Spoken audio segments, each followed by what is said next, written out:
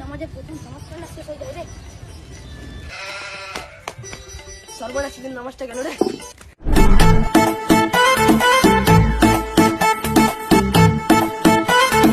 আসসালামু আলাইকুম।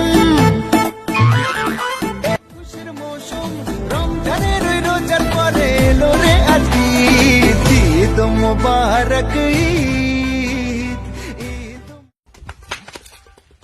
মুখটা পানি নেই না ঈদের নামাজ পড়তেছো? কাকা কি বলছো?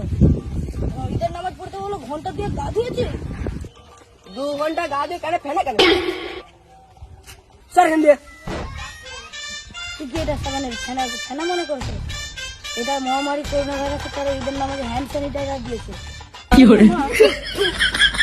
যা এখান দিয়ে যা। কথা কম বল। এটা ঈদের নামাজের জন্য বোম্বে দিয়ে 12,000 টাকা দিয়ে কিনেছি।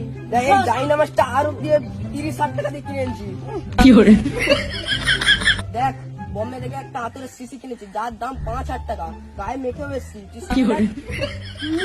মানুষের বমির মতো গন্ধ। স্যার বেটা স্যার, ঈদের নামাজ পড়ে এসি। মসজিদ তো এইদিকে, আরে এইদিকে করতে যাচ্ছ? এই নামাজ পড়বি না? এটা বছরে তো একবারই দেশে। চৌধুরী সাহেব নামাজ তো শেষ হয়ে গেছে।